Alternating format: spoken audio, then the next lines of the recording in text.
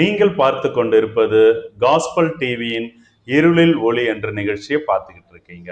இந்த நிகழ்ச்சியினுடைய மையம் என்னன்னா, வேதத்துக்குள்ள மறைஞ்சு இருக்கிற அந்த சத்தியத்தை எடுத்து உங்களுக்கு முன்னாடி வெட்ட வெளிச்சமா கொடுக்கறது தான். இப்போ இந்த ரகசியம்ங்கிறது எல்லாருக்குமே தெரியாது இல்லையா? தேவன் யாருக்கு அதை வெளிப்படுத்த சித்தமா இருக்காங்களோ அவங்களுக்கு மாத்திரம்தான் வெளிப்படுத்துவார் இல்லையா? அப்படி வெளிப்படுத்துகிற மனுஷன் தன்னை அழைத்த அழைப்புக்கு ஏற்றவாறு அவர் அந்த மனுஷன் ஜனங்களுக்கு கொண்டு போய் சேர்ப்பாங்க. இன்னைக்கும் அதே மாதிரி தேவன் தனக்கு வெளிப்படுத்தினதை உங்க எல்லாருக்கும் பகிர்ந்து கொள்ளும்படியா நம்மளுடைய பாஸ்டரும் எவாஞ்சலிஸ்டுமா இருக்கிற டாக்டர் இயேசுதாஸ் ஐயா அவங்க வந்திருக்காங்க. Praise Lord. இன்னைக்கு நாம அவர் எதை பத்தி பேச போறாரு அப்படின்னா, அந்த பாடத்திட்டத்தினுடைய பேர் என்னன்னா, இழந்து போன ஆசீர்வாதங்கள். ஹல்லேலூயா. இப்போ ஒரு மனுஷன் தேவ சாயல்ல படைக்கப்பட்டிருந்தாலும் அவன் நிறைய காரியங்களை ஏதேன்லயே இழந்தான் இல்லையா? அவன் என்னெல்லாம் இழந்தாங்கிறது அது ஆக்சுவலா அது ஹிடனா தான் இருக்கு, மறைக்கப்பட்டு தான் இருக்கு. அது ஆண்டவர் தனக்கு கற்பித்தபடி நமக்கு அதை சொல்லுவார். ஒருவேளை இதை 2 பாகமா போட்டாலும் போடும். ஏன்னா அவ்வளோ விஷயத்த தெய்வ சாயல்ல இருந்து மனுஷன் ஈஸியா இழந்துட்டாங்க. மீண்டும் அதை இயேசு திரும்ப பெற்று கொடுத்தாரு. அதுதான் நம்ம இன்னைக்கு பார்க்க போறோம். தலைப்பினுடைய பேர் இழந்து போன ஆசீர்வாதங்கள். நம்ம ஸ்ட்ரைட்டா வசனத்துக்குள்ள போகலாம். பிரைஸ் லார்ட் பாஸ்டர், நீங்க ஆரம்பிக்கலாம்னு நினைக்கிறேன்.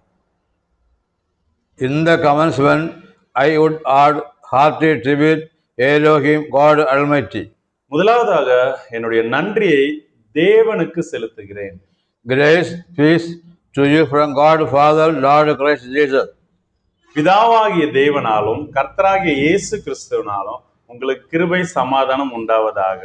Should I teach you blessing lost? இன்று நான் உங்களுக்கு கற்பிக்கவிருக்கும் பாடம் என்னவெனில், இழந்த ஆசீர்வாதங்கள். Bible say God is love. வேதம் சொல்லுகிறது தேவன் அன்பாக இருக்கிறார் என்று. So God made all things, heaven, earth, animal, sun, moon, star. ஆதலால் தேவன் எல்லாவற்றையும் உண்டாக்கினார். நீர், நிலம், பறவைகள், மிருகங்கள், சூரியன், பூமி ஆகிய எல்லாவற்றையும் தேவன் உண்டாக்கினார். But all things made by word of God. எல்லா காரியங்களும் தேவனுடைய வார்த்தையின் வழியாக சிருஷ்டிக்கப்பட்டது. But man created by hand of God. ஆனால் மனிதனோ தேவனுடைய கரத்தின் வாயிலாக உருவாக்கப்பட்டான். And Bible say God created man likeness and image of God. வேதம் சொல்லுகிறது மனிதனை தம்முடைய, அதாவது தேவனுடைய சாயலாகவும் தமது ரூபத்தின் வழியாகவும் நம்மளை அவரை போலவே நம்மளை உண்டாக்கினார். Man equal God in creation. தேவன் படைக்கும் பொழுது மனிதனும் தேவனும் ஒரே போன்று காணப்பட்டார்கள். Equal glory. அதே மகிமை, தேவனுக்கு நிகரான மகிமை. Equal wisdom. அதே ஞானம். Equal righteousness. அதே நீதி. Equal holiness. அவருக்கு நிகரான அந்த பரிசுத்தத்துல தேவன். So God much to man, much love man. ஆதலால் தேவன் மனிதனை மிகவும் மிகவும் அன்பு கூறுகிறார். The Hebrew word kavod. ஹெபிரேய வார்த்தை கவட் என்ற அந்த சொல்லுனுடைய அர்த்தம் glory, மகிமை. glory, kavod mean மகிமை என்றால் equal, நிகராக, honor, கனப்படுத்துறது, blessing, ஆசீர்வாதம், abundantly, பூர்ணமான, எண்ணுக்கடங்காத. So man equal God in creation. ஆதலால் மனிதன் தேவனுக்கு நிகராகவே சமமாகவே உருவாக்கப்பட்டான். Bible says not good man be alone. மனிதன் தனிமையாக இருப்பது நல்லதல்ல என்று கண்டார். So God made a suitable partner from one body. தேவன் அவனுக்கு ஒரு ஏற்ற துணையை அவருடைய சரீரத்திலிருந்து, அவர் உண்டாக்கப்பட்ட அவருடைய சாயலின்படி சிருஷ்டிக்கப்பட்ட ஒரு மனிதனிடத்திலிருந்து அவனுக்கு ஏற்ற துணையை உண்டாக்கினார். So desire God man with woman. தேவனுடைய விருப்பம் என்னவெனில் மனுஷன் மனுஷியோடு இருக்க வேண்டும் என்பது. They are happy in spiritual and physical. அவர்கள் ஆவிக்குரிய ரீதியிலும் காரியத்திலையும் அவர்கள் சந்தோஷமா இருக்க வேண்டும் என்பது தேவனுடைய திட்டமாக இருந்தது. Do you know what is marriage? உங்களுக்கு தெரியுமா கல்யாணம் என்றால் என்ன என்று? Marriage is a holy relation. திருமணம் என்பது அது ஒரு பரிசுத்த பந்தமாகும். Hebrews chapter 13. எபிரேயர் 13ஆம் அதிகாரம். Purpose of marriage, holy generation. திருமணத்தினுடைய தேவ திட்டம் என்னவெனில் பரிசுத்த சந்ததி பெறும்படி. So God desires the holy generation in the world. தேவனுடைய விருப்பம் பரிசுத்த சந்ததி இந்த பூமியில உருவாக்கப்பட வேண்டும் என்பது. God is holy. தேவன் பரிசுத்தமாக இருக்கிறார். Will is holy. அவருடைய சித்தம் பரிசுத்தமாக இருக்கிறது. All things is holy from God. எல்லா காரியங்களும் தேவனிடத்திலிருந்து வருகிற எல்லாம் பரிசுத்தமாக இருக்கிறது. God said to man, you eat the fruit of life. தேவன் மனிதனிடத்துல சொன்னதாவது ஜீவ விருட்சத்தின் கனியை புசி என்று. But Satan ஆனால் பிசாசோ deceived Adam through Eve. ஆனால் பிசாசோ ஆதாமை ஏவாளின் வழியாக ஏமாற்றினான். He ate the fruit of knowledge. அவன் அறிவின் கனியை புசித்தான். Bible say, வேதம் சொல்லுகிறது, when you eat the fruit of knowledge, you should die. நீ எப்பொழுது இந்த அறிவை உணர்த்தும் அந்த விருட்சத்தை உண்பாயோ அன்றைய தினமே நீ சாவா என்று வேதம் சொல்லுது. தேவன் அவனிடம் சொல்லி இருந்தார். So God Adam ate and died. அவர் சொன்ன வார்த்தையின்படியே ஆதாம் அந்த பழத்தை உண்டான், மரித்தான். Every day man walked with God. எல்லா நாளும் தேவனால் உண்டாக்கப்பட்ட மனிதன் தேவனோடவே நடக்கிறவனாக இருந்தான். Because God loved the man. அதேனென்றால் தேவன் அந்த மனிதனை அந்த அளவுக்கு நேசித்தார். Now man sinned. இப்பொழுது மனிதன் பாவம் செய்தது நிமித்தம். But God not to reject the man, but God Adam. ஆனாலும் பாவம் செய்தே இருந்தாலும் தேவன் அந்த மனிதனை புறம்பாக்கவில்லை. God said, Adam, where are you? அந்த மனிதனை தேடி வந்தார். ஆதாமே நீ எங்கே இருக்கிறாய் என்று அவனை தேடி அந்த அன்போடு வருகிறார் தேவன். He feared the word of God.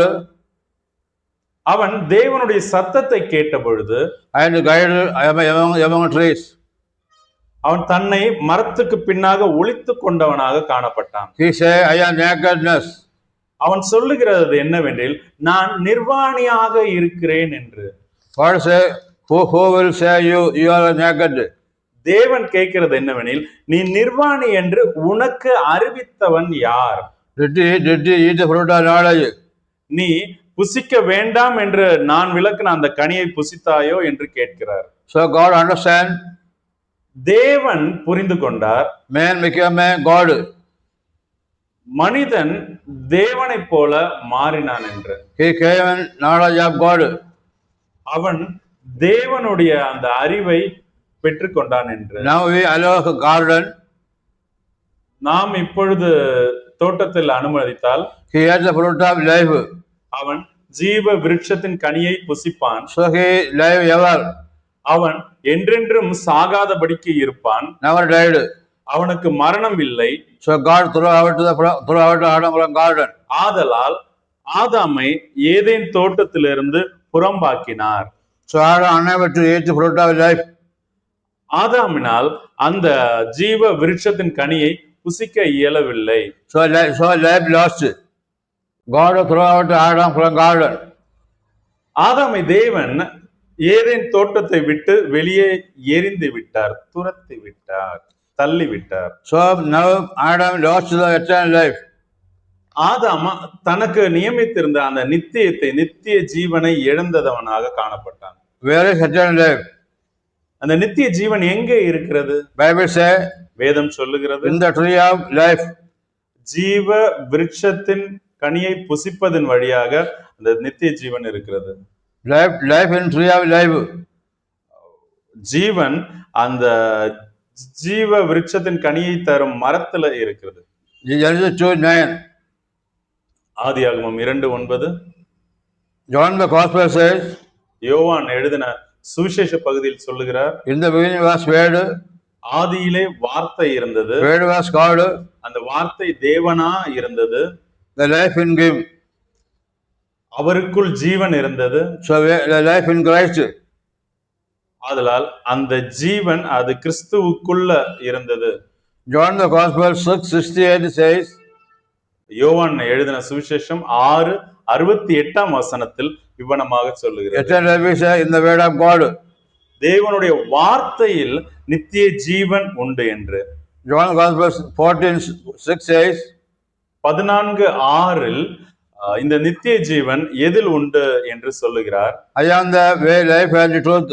நானே கிறிஸ்து இயேசு உரைக்கிறதாவது, நானே வழியும் சத்தியமும் ஜீவனுமாக இருக்கிறேன் என்று. So life in Christ. அதாவது கிறிஸ்துவுக்குள் அந்த நித்தியம் இருக்கிறது. Paul says, Christ is my life. கிறிஸ்து பவுல் சொல்லுகிறார், கிறிஸ்து இயேசுவே என்னுடைய ஜீவன் என்று. Philippians 1:21. பிலிப்பியருக்கு எழுதின நிருபம் 1:21 Bible says, வேதம் சொல்லுகிறது, God breathed Adam the living breath.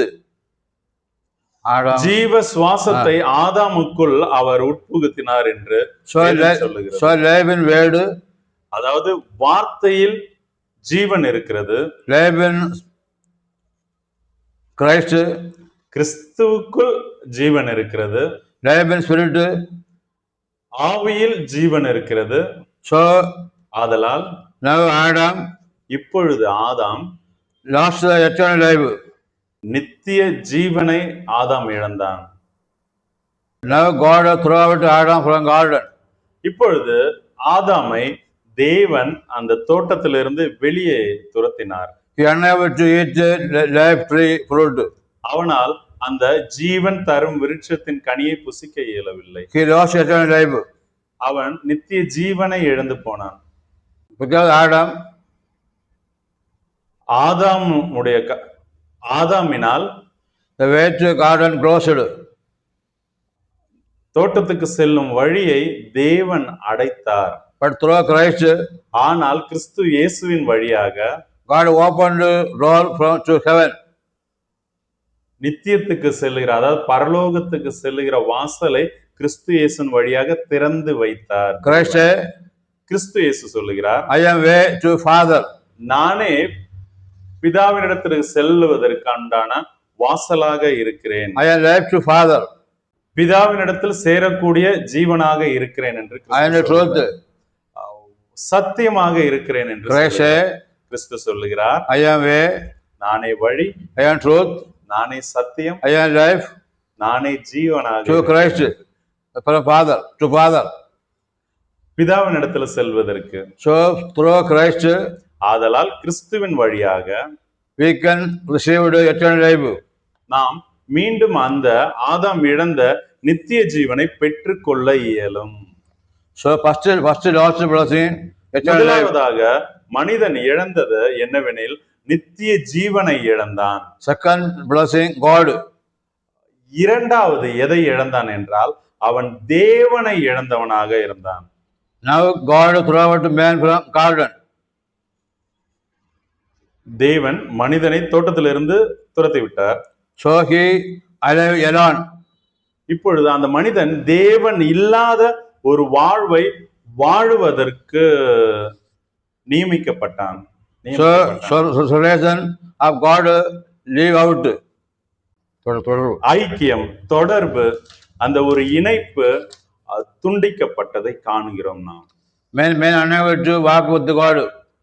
மனிதனால் தேவனோடு நடக்க ஒரு உறவு வைத்துக் கொள்ள இயலாது போயிற்று. Unable to hear the word of God. தேவனுடைய சத்தத்தை கேட்க இயலாமல் போயிற்று. Unable to love the God. தேவனை நேசிக்க தன்னால் இயலாது போனது. He loved the creation than creator. அந்த மனிதன் செய்த தவறு என்னவெனில் சிருஷ்டிகரை விட்டு அவருடைய சிருஷ்டிப்பை நேசிக்க துவங்கியதுதான். So ஆதலால் the second point, the God lost. இரண்டாவது காரியம் என்னவெனில் தேவனை இழந்தான். The fool man made idols. முட்டாள்கள் அந்த சிலை வழிபாட்டை உண்டு பண்ணினர். They worshipped the creation. அவர்கள் சிருஷ்டிகரை விட்டு சிருஷ்டிப்பை தொழுது கொள்ள ஆரம்பித்தனர். Bible say, வேதம் சொல்லுகிறது, the foolish say, there is no God. முட்டாள்கள் அதாவது மதியீனர்கள் சொல்லுவார்கள் தேவன் இல்லை என்று. So, ஆதலால் this age, the man live from God. அதே நிலைதான் இன்றைக்கும் இந்த பூமியில் நடந்து கொண்டிருக்கிறது. தேவனை மனிதன் இழந்தவனாக காணப்பட்டான். தேவனை விட்டு அவர் உண்டாக்கின சிருஷ்டிப்புகளை, மனிதர்களை, பணத்தை, பொன்னை, பொருளை, இவைகளை நேசிக்க துவங்க விட்டான். இவைகளோடு ஐக்கியம் கொள்ள ஆரம்பித்து விட்டான். Now third man lost to go holy. மூன்றாவதாக அவன் இழந்தது என்னவெனில் பரிசுத்தத்தை இழந்து விட்டான். Bible say, வேதம் சொல்லுகிறது, all sinned and lost the glory. எல்லாரும் பாவம் செய்து தேவ மகிமையை அற்றவர்களாக காணப்பட்டார். Romans 3:23. 3:23 ரோமருக்கு எழுதின நிருபத்தில், So man became a sinner. ரோமர் 3:23 எல்லாரும் பாவம் செய்து தெய்வ மகிமையற்றவர்களாகி. Now man இப்பொழுது மனிதன் received the word of Satan. பிசாசனுடைய வார்த்தையை பெற்றுக் கொள்ளுகிறான். He obeyed the word of Satan. அவன் பிசாசுக்கு கீழ்ப்படுகிறான். He walked behind Satan. அவன் பிசாசோடு உறவை வைத்துக் கொண்டு அவனை பின்தொடர்கிறவனாக இருக்கிறான். So he lost to go holy. ஆதலால் அவன் தேவ மகிமையை, அதாவது பரிசுத்தத்தை இழந்து போகிறான். All activities as a sin. அவன் செய்கிற எல்லா காரியமும் பாவத்தில் முடிகிறது. The world became a sinner. இந்த உலகமே பாவத்தில் நிறைந்து காணப்படுகிறது. Bible say, வேதம் சொல்லுகிறது, heard, தேவன் feared, and worried துக்கப்பட்டார் என்று, மனஸ்தாபப்பட்டார். because of man. மனிதனை உருவாக்கினதனால் தேவன் மனஸ்தாபப்பட்டார் என்று ஆதியாகமம் 6 சொல்லப்படுகிறது. Then fourth boy into the glory lost. நான்காவதாக அவன் இழந்தது மகிமையை இழந்தான். The Hebrew word hamartion. கிரேக்க வார்த்தை ஹெமட்டோன் என்றால், Hebrew word covered. எபிரேய வார்த்தை கவர்டு. Covered means glory. அந்த வார்த்தைக்குண்டான அர்த்தம் என்னவெனில் மகிமை. What is the glory? மகிமை என்றால் என்ன? Adam became a nakedness. ஆதாம் நிர்வாணியாக காணப்பட்டான். ஆதியாகமம் 2:25 ஆதாம் அவன் மனைவியும் ஆகிய இருவரும் நிர்வாணிகளாய் இருந்தும் வெட்கப்படாதிருந்தார்கள். Bible says they became a nakedness. அவர்கள் நிர்வாணமாக இருந்தார்கள் என்று வேதம் சொல்லுகிறது. What is the glory? அப்போ மகிமை என்றால் என்ன? If you are sinned, பாவத்திற்கு முன்பு they were nakedness. அவர்கள் நிர்வாணியாக இருந்தார்கள். So glory lost from where? அப்பொழுது மகிமை எதிலிருந்து இழந்து போனார்கள்? The inner man lost the glory. உள்ளான மனிதன் அந்த மகிமையை இழந்து போனான். Glory means holy. அந்த மகிமை என்றால் பரிசுத்தம், wisdom, ஞானம், righteousness, நீதி, equal with God, தேவனுக்கு சமமாக இருப்பது, தேவனுடைய சாயல், லைக்னஸ் ஆஃப் த காட், அவருடைய சாயலில் இருப்பதுதான் இந்த மகிமை என்னப்படுகிறது. not outward appearance. வெளி தோற்றம் அல்ல. So inner man lost the glory. ஆதலால் உள்ளான மனிதன் அந்த தேவ சாயல்ல உள்ள இந்த காரியங்களை எல்லாம் இழந்தவனாக இருக்கிறான். அதை நாம் சேர்த்து மகிமை என்று சொல்லுகிறோம். Bible say, வேதம் சொல்லுகிறது, one father, 2 children. ஒரு தகப்பனுக்கு 2 பிள்ளைகள் The இருந்தார். younger son இளையவன் lost wisdom, அவன் ஞானத்தை இழந்தான், holy, பரிசுத்தத்தை இழந்தான், righteousness. நீதியை இழந்தான். Then last he came from father. கடைசியாக அவன் தகப்பனிடத்திலிருந்து பிரிந்து போய்விட்டான். Last till the death time, அவனுடைய மரண தருவாயில் he came in sense. அவனுக்கு புத்தி தெளிகிறது. So he received glory. அப்பொழுது அவன் மகிமை அடைகிறான். I received the garments. அவன் புதிய வஸ்திரங்களை தன்னுடைய தகப்பனாரிடத்திலிருந்து He பெற்றுக்கொள்ளுகிறான். received the holiness. அவன் பரிசுத்தத்தை பெற்றுக்கொள்ளுகிறான். So the glory means ஆதலால் மகிமை என்றால் wisdom, ஞானம், holy, பரிசுத்தம், righteousness. நீதி. So the Adam lost glory. ஆதலால் ஆதாம் தேவ மகிமையை இழந்தவனாக காணப்பட்டான். Fifth blessing, freedom. ஐந்தாவது அவன் இழந்தது சுதந்திரத்தை. Adam was free in the garden. ஆதாம் அவனுக்கு நியமிக்கப்பட்ட அந்த தோட்டத்தில் சுதந்திரமாக திரிவதற்கு எல்லா அதிகாரமும் பெற்றிருந்தான். Adam with God. ஆதாம் தேவனோடு இருந்தான். Now Adam under Satan. இப்பொழுது ஆதாமோ பிசாசுக்கு கீழ்ப்படிந்து அவனுக்கு அடங்கி இருக்கிறான். Satan ruled the Adam. பிசாசு ஆதாமை அதிகாரப்படுத்தும்படிக்கு ஆதாம் பிசாசுக்கு கீழ்ப்படிந்து இருக்கிறான், பிசாசுக்கு கீழே இருக்கிறான். Adam was slave to Satan. ஆதாம் தேவ சாயலில் படைக்கப்பட்ட ஒரு மனிதன் பிசாசுக்கு அடிமையாக இருக்கிறான். Now இப்பொழுது Adam became a Satan. Adam பிசாசாக மாறுகிறான். Adam and Eve gave birth a child. ஆதாம் ஏவாள் சேர்ந்து பிள்ளை பெறுகின்றனர். The son Cain. அந்த மகனுக்கு பெயர் காயின். Bible says வேதம் சொல்லுகிறது Cain is the son of Satan. அவன் பிசாசின் மகன் என்று வேதம் சொல்லுகிறது. So ஆதலால் fifth blessing, freedom lost. ஐந்தாவதாக நாம் காண்கிற விஷயம் என்னவெனில் அவனுக்கு இருந்த அந்த சுதந்திரத்தை இழந்து போகிறான். Bible says வேதம் சொல்லுகிறது you do sin, நீங்கள் பாவம் செய்தால் you slave of sin. நீங்கள் அந்த பாவத்திற்கு அடிமையாக இருக்கிறீர்கள் என்று. Bible says வேதம் சொல்லுகிறது by law நியாயப்பிரமாணத்தின்படி sin increased. பாவம் பெருகிற்று. Now man became a most sinner. இப்பொழுது மனிதன் மகா பெரிய பாவியாக இருக்கிறான். So freedom lost. ஆதலால் மனிதனுடைய சுதந்திரம் பறிக்கப்படுகிறது. Sixth blessing, authority. ஆறாவதாக நாம் காணவிருக்கும் காரியம் என்னவெனில் அதிகாரம். Adam lost authority.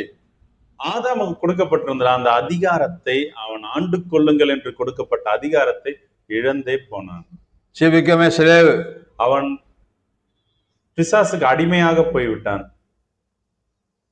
Adam became a slave of sin, slave of Satan. ஆதாம் பாவத்திற்கும் பிசாசுக்கும் அடிமையாக ஆனான். Satan was a master of Adam. பிசாசு இந்த ஆதாமுடைய அதிகாரியாக மாறினான். But God loved man. ஆனால் தேவனோ மனிதனை நேசிக்கிறார். God gave the promise. தேவன் மனிதனுக்கு ஒரு சத்தியத்தை செய்கிறார். I save your descendant. நான் உன் தலைமுறைகளை ஆசீர்வதிப்பேன் என்று. I ruin the descendant of Satan, serpent. பிசாசனுடைய அந்த பிள்ளைகளை வம்சத்தை நான் நியாயம் தீர்ப்பேன் என்று. I will bless the woman.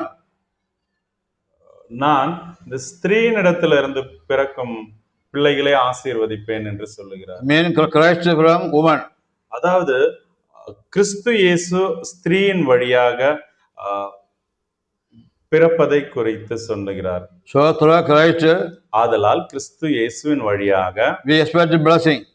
நாம் அந்த ஆசீர்வாதத்தை மீண்டும் பெற்றுக் கொள்ளுகிறோம். Today our stop the authority. நாம் இப்பொழுது இந்த மனிதன் இழந்த அந்த அதிகாரத்தோடு இன்றைக்கு நாம் நிறுத்துகிறோம். Total lost blessing 13.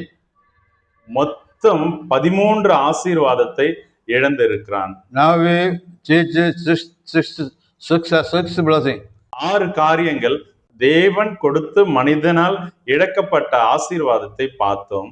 Now remain 7 blessing. இன்றும் 7 காரியங்கள் உண்டு. So now I stop here. நான் இப்பொழுது இங்கு நிறுத்துகிறேன். The remaining part we proclaim next. நம்ம அடுத்த பகுதியில் பாக்கி உள்ள 7 காரியங்களை நாம் பார்க்கலாம். May God bless you. கர்த்தர் உங்களை ஆசீர்வதிப்பாராக. More and more. அதிக அதிகமாக through the word of God. தேவனுடைய வார்த்தையின் வழியாக. Amen. ஆமென், ஆமென், ஆமென். நீங்கள் இன்னும் இந்த காரியம் உங்களுக்கு இந்த வசனம் பிடிச்சிருந்தது, உங்களுக்கு பயன் பெறுகிறதா இருந்ததுன்னா நீங்க ஸ்ட்ரைட்டா பாஸ்டர் காண்டாக்ட் பண்ணலாம். இங்க கன்னியாகுமரி மாவட்டத்துல இருக்கிற மார்த்தாண்டம் பகுதியில வெட்டுமணி பக்கத்துல இந்தியன் தியாலஜிக்கல் செமினரி வச்சிருக்காரு, இந்திய வேதாகம கல்லூரி. அவருடைய நம்பர் நான் கீழே கொடுக்குறேன், அதுல நீங்க கால் பண்ணலாம். இல்ல என் கூட பேசணும்னு நினைச்சீங்கன்னா இங்க என்னுடைய நம்பரும் இருக்கு, நீங்க எனக்கு கால் பண்ணாலும் நான் அவரை உங்க கூட இணைத்து விடுறேன். கர்த்தர் தாமே உங்களை ஆசீர்வதிப்பாருங்க. Thank you. God bless you. Thank you pastor. Thank you.